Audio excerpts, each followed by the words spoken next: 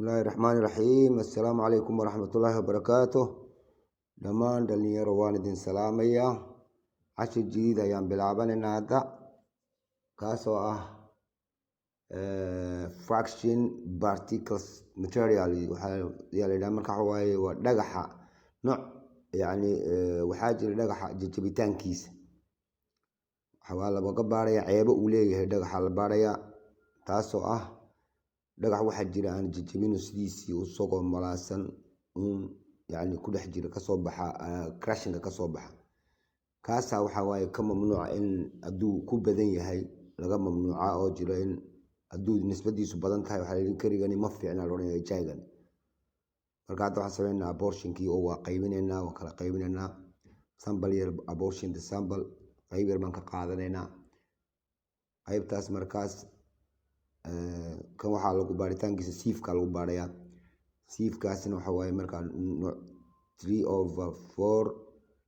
19 milli iyo 9.5 labadaas kasoo dhaafa. hadda waxaa waaye abortionka wadnaa. hadda siifkaanu galaynaa, la soco. waa ka hadda sambalkii yaraa baan qaadanaya. sambalka yar markaan qaato siifkii baan la tegi. siif analyze, siifku waa muhiim. markaan idin lahaa waxaa waaye siifki waa hadda waa kan waxaa waaye 19 ama 3/4 iyo 3/8.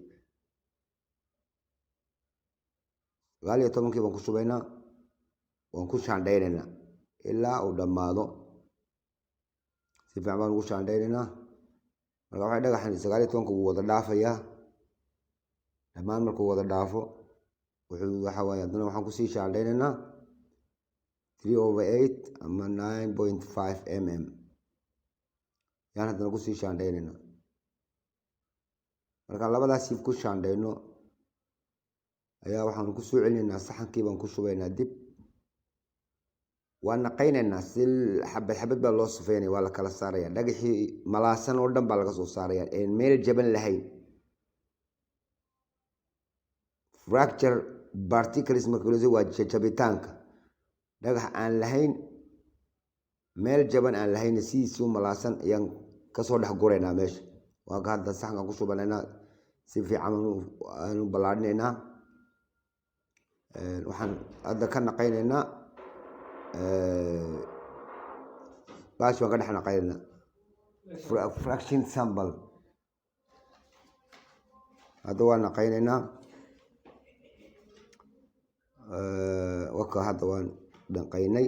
waxaan soo ururinay dhammaan wixii aan jajabnayna malaasnay. waan miisaamaynaa. markaanu miisaano, miisaankiisaan qoranaynaa. waan miisaamaynaa. waa kii aan jajabnayn ee malaasnayn iyaan ka dhex naqeeyey. intuu ahaa baan miisaamaya. waan miisaamay. khalaas hadda meel baa iskaga shuban. intii hadhay yaan haddana miisaami ee wada jajabnayd. meel kastay ka jaban tahay tani. marka ujeedadu waxa waaye dhagaxan aan malaasani shamiitada marka lagu daro isqabad ma leh, si fudud buu ku jabi. waa kii kale aan miisaamayna. hadda meel kastuu ka jaban yahay, kale dhinac kasta, gaftin kastuu ka jaban yahay, cirif kasta ayuu ka jaban yahay.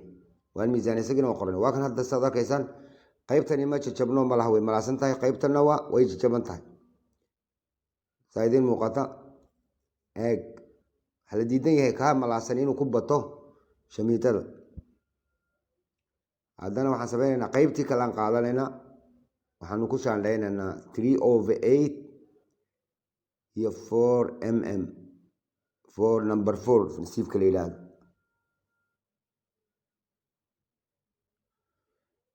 19 waa kaas, iyo 4.75 oo loogu magac dheer, isagu ku magac dheer yahay number 4.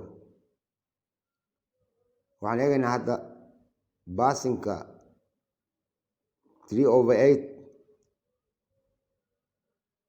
ومجرنا سيدنا والميزامنا وشانديني وكون ميزامنا 3/8 بان ku shaandaynay markaanu shaandayno ayaa waxaan sameeynaa waan miisaameyna qaybtii isaga dhaaftay number 4 bay isku taagaysaa iyada sidoo kale waan shaandaynaa lacayl wax laga yaabaa inay yadna wax dhaafaan isagana waan shaandaynaa mid walba gaar baan u miisaameyna tii hore waan miisaanay waan dhiganay kana gaar baan u miisaameyna haddana gaar baa loo miisaamaya waa ka saxan gaar aan saaray asagana gaar baad u miisaamaysa marka xisaabaadka ayaa adhow toole insha allah description waxaad ka helaysaan youtube hoosta warqadan waxay caddaynaysaa soo socotana caddaynaysa iyadna waa xisaabaadkii bay caddaynaysaa si loo xisaabin lahaa marka waxa weeyaan subscribe dhaha oo share dhaha oo like dhaha waan salaamaya dhammaantiin